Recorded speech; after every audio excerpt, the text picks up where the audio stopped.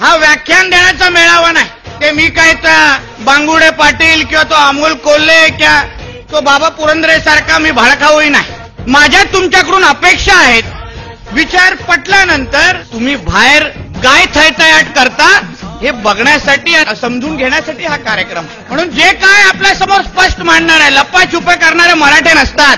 आपल्याला हे जे काही समोर बसले आहेत त्यांना पायापर्यंत कसं आणायचं हा आपला एक कलमी कार्यक्रम आहे. त्यांची मानसिकता आपल्याला आरक्षण देण्याची आहे का, त्यांची इच्छाशक्ती आपल्याला आरक्षण देण्याची आहे का, हे सर्वात पहिलं आपण लोकांनी समजलं पाहिजे. नाही तर उगाच भीक मागत बसाल तर ते लोक तुमच्यावर हसत असतील, याच्या पलीकडे कायच होत नसतं. त्याला कोणा वाटत असेल हा बघ मराठा समाज आलाय परत भीक मागायला. काय फक्त फडणवीस नाही, ते फडणवीस आणि ठाकरेचं सरकार आहे. पूर्ण वाक्य बोला. ठाकरेला घाबरणाऱ्यापैकी इथे कोण नाही. त्या यांच्या बापाच्या मध्ये हिंमत आहे का? एसटी एसटींचा दिलेलं आरक्षण परत काढायचं हिंमत आहे का? फिरून देतील का महाराष्ट्रामध्ये? आपण छत्रपती शिवाजी महाराजांचे मावळे म्हणून बोलतो की त्यांच्या रयतेवर कोणी अन्याय केला असता तर आपला राजा गप्प बसला असता का? झोपलेल्या माणसाला उठवणं शक्य असतं, पण झोपेचं सोंग करणाऱ्या माणसांना कसं उठवणार आहे तुम्ही सांगा? असं मागून त्या जाटनं आरक्षण मिळालं असतं, असं मागून त्या पटेलांना आरक्षण मिळालं असतं. समाज म्हणून आपण उभे का राहत नाही? समाज म्हणून आपण पाठिंबा का देत नाही? समाज म्हणून आपण एकजूट का दाखवत नाही? महाराष्ट्रामध्ये ते लोक 3%, मराठा समाज किती 32%, 3% विरुद्ध 32%, आणि 3% आपलीच मारतायत तरी चालेल. थोडं आपण डोळे वटारले असे चटी उघडून पळतील तुम्हालाही कळणार नाही. काय सांगणार त्या आईला जी घरी बसली आहे ते एक माझ्या मुलासाठी मी एवढं कर्ज काढलं आणि तो एक दिवस डॉक्टर किंवा इंजिनियर बनेल, त्या आईला तुम्ही काय उत्तर देणार हे तरी सांगा.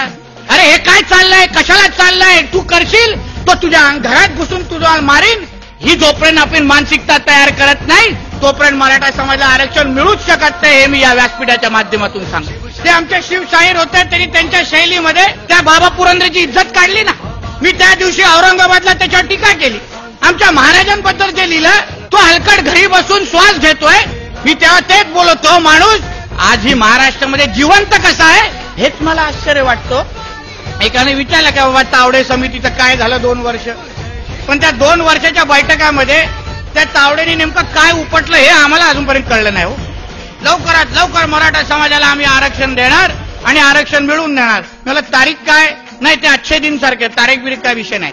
महाराष्ट्राचं चाटण्याचं कॉन्ट्रॅक्टच त्यांना दिलेलं आहे म्हणून बोललो. मेटे बदला चाटे लावा, उत्तम त्यांचा पाडनाव आहे. विचार करा, बाबा पुरंदरेला हे महाराष्ट्र भूषण देत असताना विनायक मेटे पहिल्या रांगेत. अरबी समुद्रामध्ये आपलं महाराजांचं ते काय स्मारक बांधताय, पण हे काय आता हे धाग्यावाल्यांचं सरकार त्याच्याशिवाय काय करणार नाही.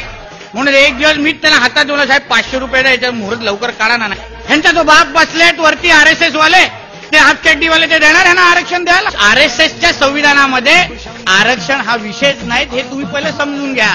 हातात तलवार धरायची आहे, त्या हाताने फक्त घाम पुसायचा आहे, हे तुम्ही मला फक्त पहिलं सांग. अहो माझ्या घरामध्येच मुख्यमंत्री राहिलेले आहे, आमदारचं काय विषय मोठा, आणि मला विकत घेणारे यांच्याकडे एवढा चेक तयार नाही. हो, जो पण शून्य लावतील त्याचा अजून एक शून्य लावून त्यालाच घेईन, मला काही चिंता नाही. पण मला चिंता ह्याची नाही, तुमची आहे. वडिलांनी दिलेलं आरक्षण मला फक्त पुढे टिकवायचं आणि आपल्या समाजापर्यंत पोहोचवायचं. काही चिंता नका करू. तुम्हाला वाटत असेल हा तर बोलतोय पण गोळी तर मला मारायची, तुम्हाला मारायला सांगितलं ना तर तुम्हाला सुखरूप घरी पोहोचवण्याची पण जबाबदारी माझी असेल, हे तुम्हाला सांग. यापुढे आंदोलन करायचं असेल तेव्हा तुम्ही फक्त रस्त्यावर उतरा आणि बाकी सगळं माझ्यावर सोड. एकदा तोंडातून निघाला म्हणजे ती बंदुकीची गोळी, विषय संपला.